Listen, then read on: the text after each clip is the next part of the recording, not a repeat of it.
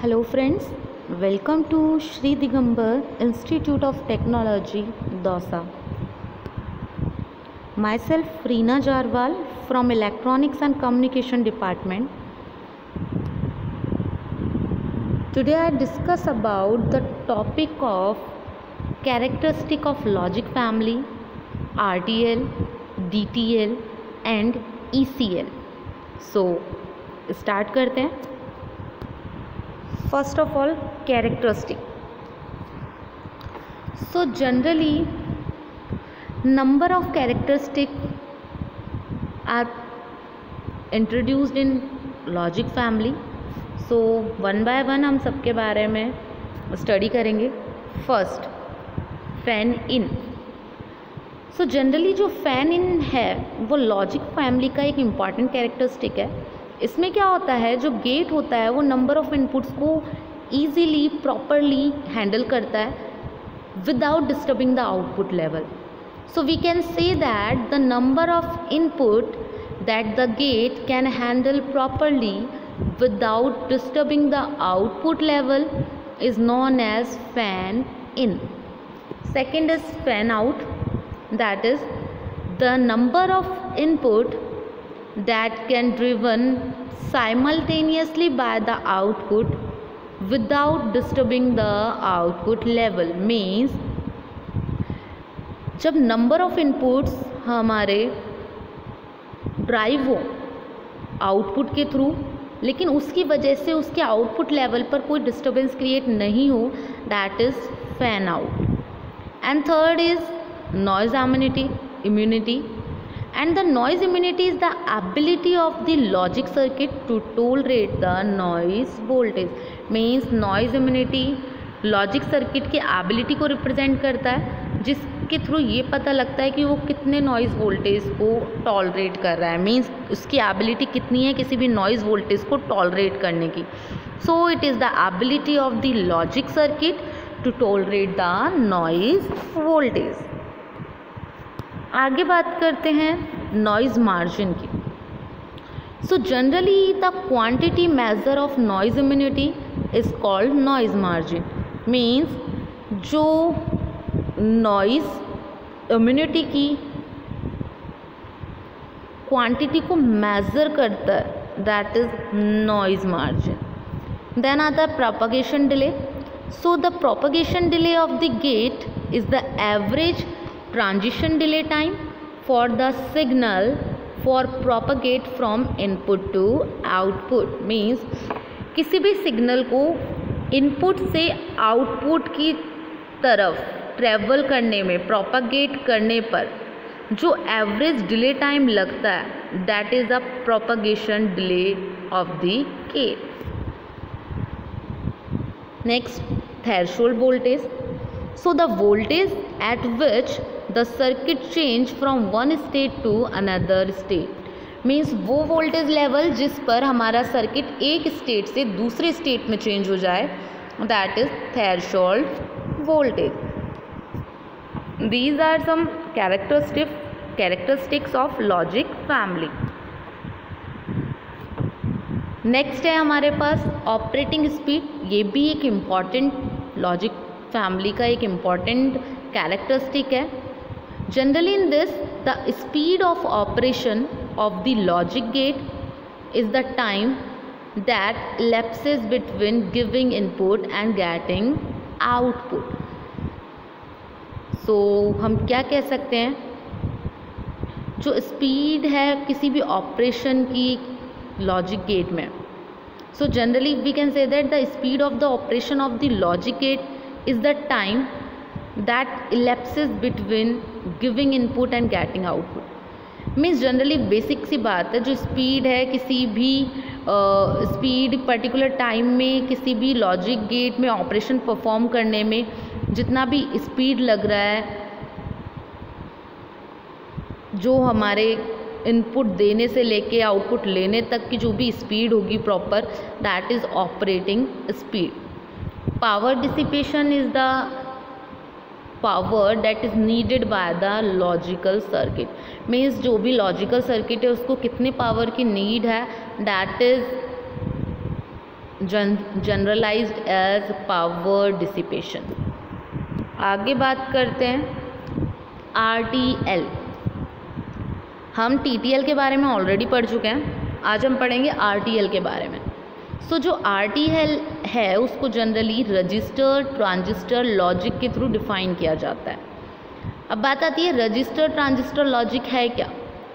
So generally register transistor logic is the first logic family which is not available in monolithic form.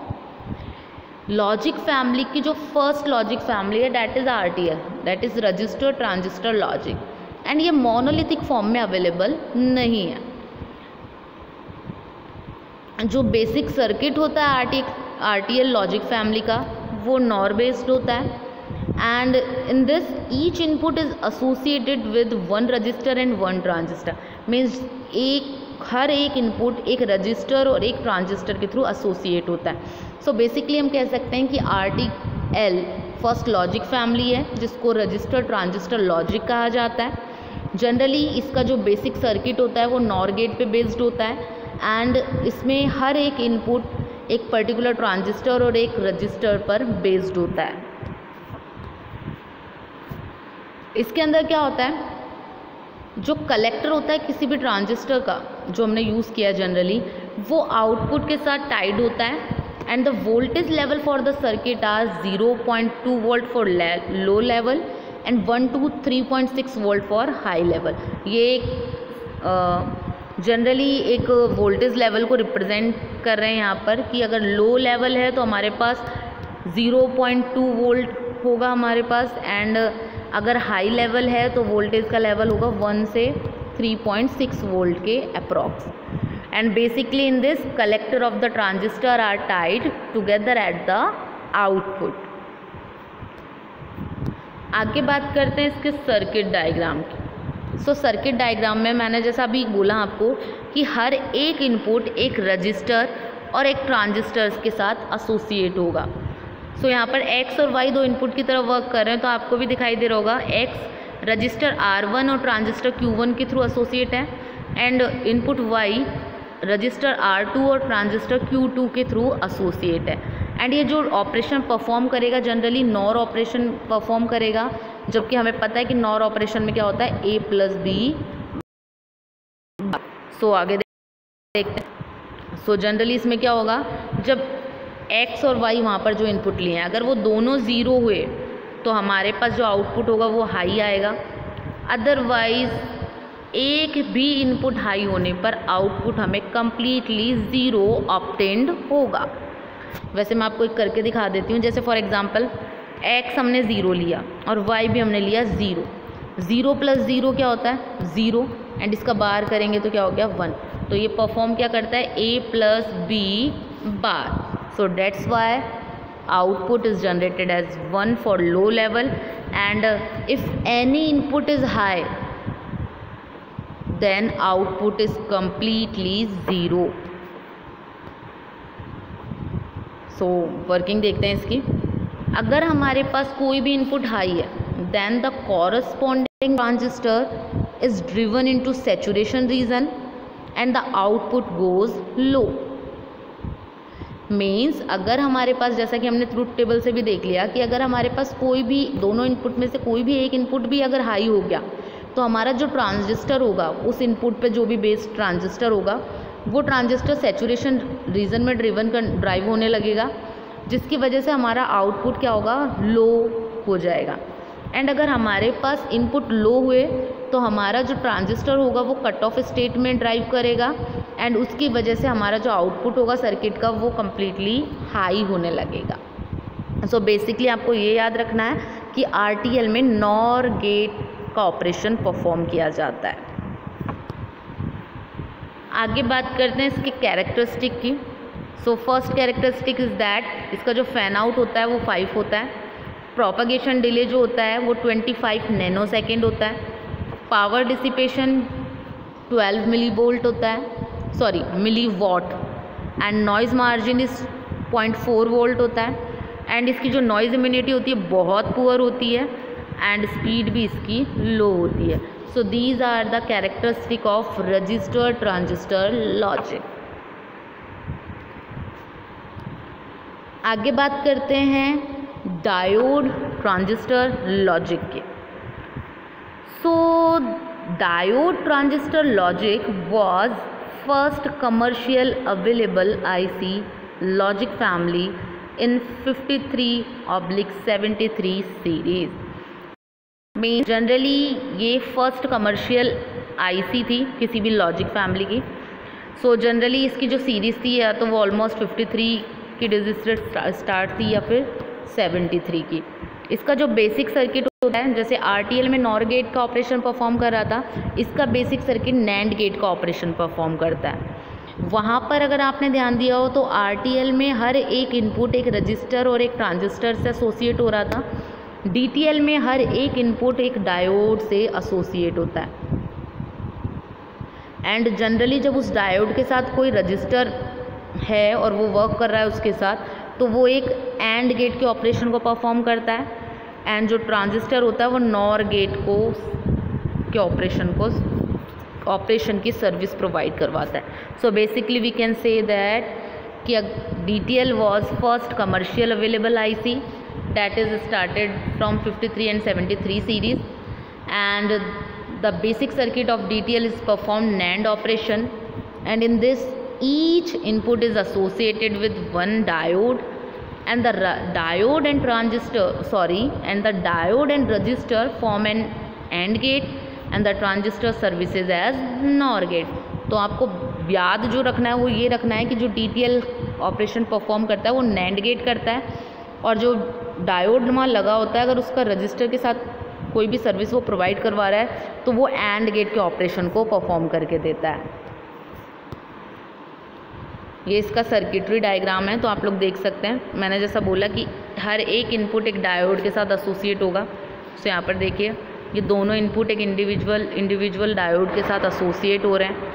Generally ये जो output देगा वो NAND gate पर based होगा. And जो अगर रजिस्टर और डायोड मिलके कोई आउटपुट प्रोवाइड करवा रहे हैं that is AND gate based. आपको सिर्फ इतना याद रखना है कि हर इनपुट डायोड के साथ एसोसिएट होता है और नैंड गेट पर बेस्ड आउटपुट देता है, जो कि नैंड गेट होता है A.B बार. पहले इसकी ट्रुथ टेबल देखते हैं. तो हमें दिखाई दे रहा है कि if A is equivalence to 0 and B is equivalence to 0, so y हमारे पास क्या होगा, ऑब्वियस सी बात है 0 इंटू 0 क्या होगा 0, एंड जब इसका बार करेंगे तो 1, डैट मीन्स 1. इफ़ A 0 है B 1 है, 0 इंटू 1 0, डैट मीन्स बार करेंगे तो 1.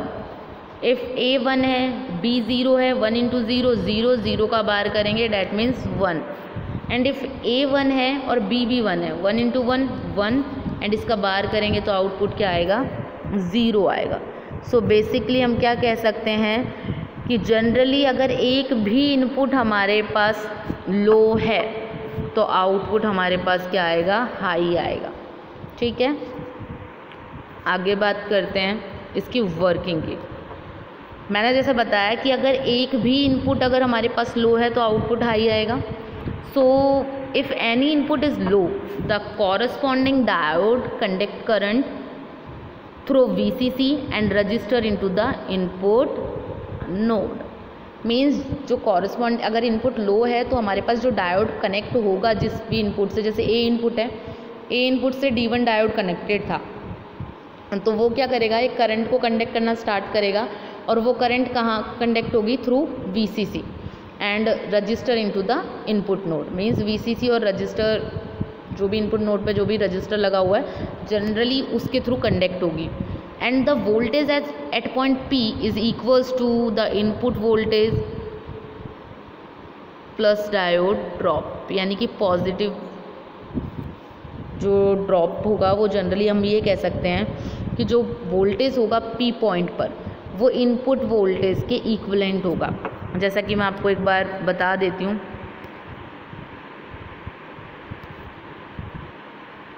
यहाँ पर हमें जो सर्किटरी दिखाई दे रहा है, पहले तो आप इस सर्किटरी में ये देखिए कि जो ये डायोड D1 है फॉर एग्जांपल, तो अगर जैसे डायोड D1 हमने लो इनपुट दिया तो ये जो डायोड D1 है वो VCC और हमारा जो रजिस्टर होगा उसके थ्रू एक कंडक्ट करेगा एक करंट, और जैसे ही वो करंट को कंडक्ट करेगा तो हमारा जो वोल्टेज होगा वो इक्विवेलेंट हो जाएगा इनपुट वोल्टेज ड्रॉप के, एंड हमें जो भी इनसफिशिएंट वोल्टेज है वो कंडक्शन के लिए जनरली वो हमें मिलेगा. So since the voltage at point P is 0 volt, then the transistor is cut off state and the output is logic 1. Means basically आपको ये ध्यान रखना है कि इफ इनपुट लो है, लो होने पर हमारे पास क्या होगा, वो जो भी डायोड होगा वो रजिस्टर और VCC के थ्रू एक करंट को कंडक्ट करेगा. जैसे ही वो उस करंट को कंडक्ट करेगा उसकी वजह से हमारा जो वोल्टेज होगा उस पॉइंट P पर वो इक्विवेलेंट हो जाएगा इनपुट वोल्टेज के, और हमारा जो ट्रांजिस्टर होगा वो कट ऑफ स्टेट में आ जाएगा और आउटपुट हमें कम्प्लीटली क्या मिल जाएगा, 1 मिल जाएगा. आगे बात करते हैं, अगर हमारे पास इनपुट हाई है तो जब हमारे पास इनपुट हाई होंगे तो ट्रांजिस्टर हमारा सैचुरेशन रीजन में वर्क करेगा, जिसकी वजह से वोल्टेज जो होगा P पॉइंट पर वो भी ज़्यादा होगा और आउटपुट हमें क्या मिलेगा, लो मिलेगा. So we can say that the transistor is driven into saturation region and the voltage at point P is high and output is low. So हमें जो याद रखना वो ये रखना है कि अगर हमारा एक भी इनपुट लो होगा तो आउटपुट कम्प्लीटली हाई होगा, और अगर हमारे ऑल इनपुट्स हाई हैं तो आउटपुट कम्प्लीटली क्या होगा, लो होगा. लो इनपुट देने पर हाई आउटपुट और हाई इनपुट देने पर बेसिकली जब दोनों इनपुट हाई होंगे तो उससे लो आउटपुट आएगा. Now characteristic. सो जनरली इसका जो फैन आउट होता है वो 8 होता है. हाई नॉइज इम्यूनिटी प्रोवाइड करवाता है. पावर डिसिपेशन 12 मिलीवॉट होता है. Propagation delay is average 30 nanosecond होता है, and noise margin is about 0.7 volt. Then आता है एमीटर कपल्ड लॉजिक गेट. ठीक है, emitter coupled logic gate means ECL is a non-saturated digital logic family. The output of ECL provides OR and NOR functions. ठीक है, देखो अब ध्यान से सुनना. RTL हमें जनरली NOR आउटपुट प्रोवाइड करवाता है. DTL हमें NAND गेट का आउटपुट प्रोवाइड करवाता है. एंड जो ये ECL होता है वो OR और NOR दोनों ऑपरेशन परफॉर्म करता है. सो जनरली ECL एक non saturated digital logic family है जो कि OR और NOR फंक्शंस के थ्रू आउटपुट प्रोवाइड करवाता है. एंड इसमें जितने भी इनपुट होते हैं वो ट्रांजिस्टर के बेस से कनेक्ट होते हैं. RTL और DTL जैसे हमने पढ़ा, RTL क्या था, जनरली रजिस्टर और ट्रांजिस्टर पे एसोसिएटेड था. DTL जनरली इस पे इनपुट जो भी था वो डायोड पे एसोसिएटेड था, और यहाँ पर जितने भी इनपुट होते हैं वो कनेक्टेड होते हैं ट्रांजिस्टर के बेस से. इसमें जो सर्किट होता है वो जनरली 3 पार्ट्स को कंसिस्ट करके रखता है. फर्स्ट है differential input amplifier, second internal temperature end voltage compensated bias network, and third is emitter follower output. So in ECL circuit 3 components is required, that is differential input amplifier, compensated network and emitter follower output. So generally the emitter output requires a pull down resistor for current flow.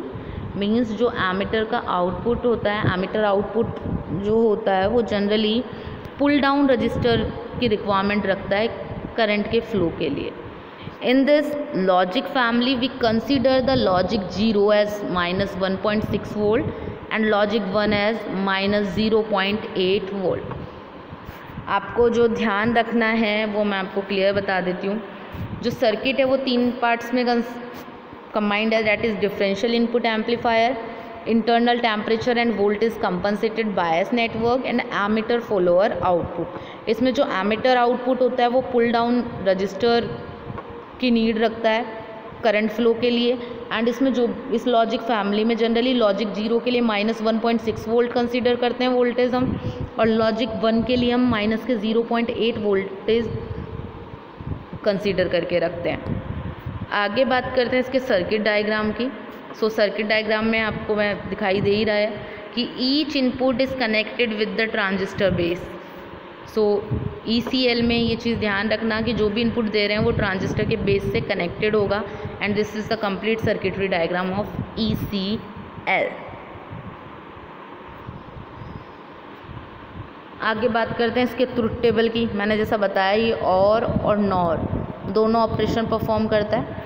If अगर हमारे पास A भी zero है और B भी zero है, यानी कि both input zero हैं, तो आउटपुट क्या आएगा? हाई आएगा। लेकिन अगर हमारे पास कोई भी एक इनपुट अगर हाई हो गया तो आउटपुट हमारे पास क्या होगा? ज़ीरो होगा। सिर्फ कंप्लीटली लो इनपुट देने पर ही आउटपुट हाई होगा, अदरवाइज़ हमारे पास लो आउटपुट जनरेट होता है। वर्किंग देखते हैं इसकी। वही, if all inputs are zero at low level का मतलब माइनस के 1.6 वोल्ट पे, देन ट्रांजिस्टर टर्न ऑफ हो जाएगा। उसकी वजह से हमारे जो थर्ड नंबर का ट्रांजिस्टर है वो कंडक्ट करने लगेगा। देन जो एट पॉइंट L, जो स्टार्टिंग में इनपुट में वहाँ पे एक पॉइंट दिया हुआ था L, उसका जो पोटेंशियल है वो 0 वोल्ट हम लोग Q5 ट्रांजिस्टर के बेस पे अप्लाई करेंगे, जिसकी वजह से वो भी टर्न ऑफ हो जाएगा और आउटपुट मिलेगा हमें और गेट का, that is logic 0। Means generally हम कह सकते हैं कि और गेट जो आउटपुट जनरेट करेगा वो लॉजिक 0 होगा। उसके बाद क्या होगा? अगर उसी टाइम पर हमारा जो पोटेंशियल है एट पॉइंट M वो VCC है और उसको हमने सेकेंड Q6 ट्रांजिस्टर के बेस पे अप्लाई किया, तो हमारा जो ट्रांजिस्टर है वो टर्न ऑन हो जाएगा और हमारा आउटपुट नॉर गेट की फंक्शनलिटी को परफॉर्म करेगा और लॉजिक 1 आउटपुट की तरह देगा। देखो मैं फिर से बता देती हूँ। अगर हमारा जो इनपुट है, ठीक है, जो बेस पे हम दे रहे हैं, अगर वो 0 वोल्ट है,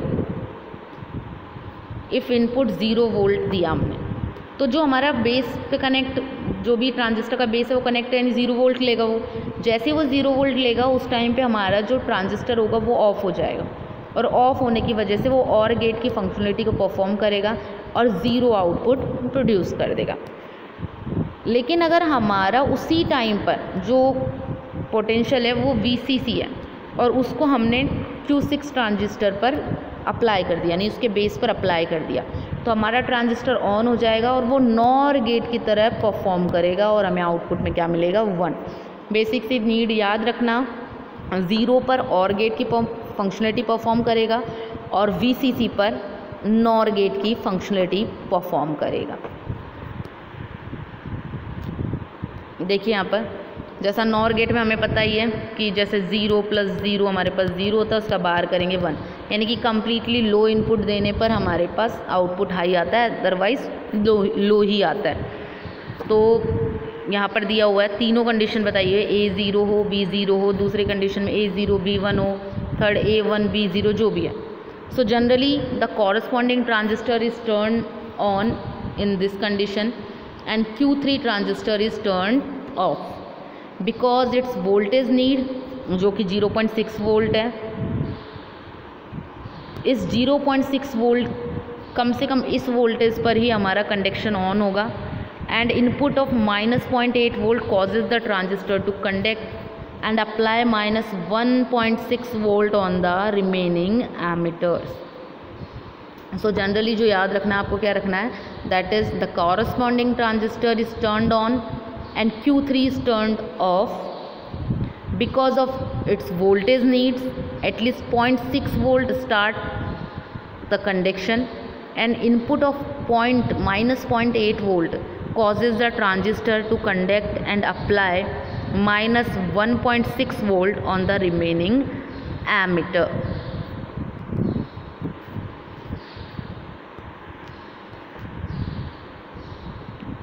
जिसकी वजह से हमारा Q3 क्या होगा? कट ऑफ रीजन में आ जाएगा, and voltage in resistor R2 flows into the base of Q5, then Q5 is turned on and output is at logic 1। Means generally आपको ये देखना है कि जब वो कंडीशन हमने जैसे ही अप्लाई की तो Q3 हमारा कट ऑफ रीजन में आ जाएगा और Q5 हमारा ऑन हो जाएगा और हमें आउटपुट में क्या मिलेगा?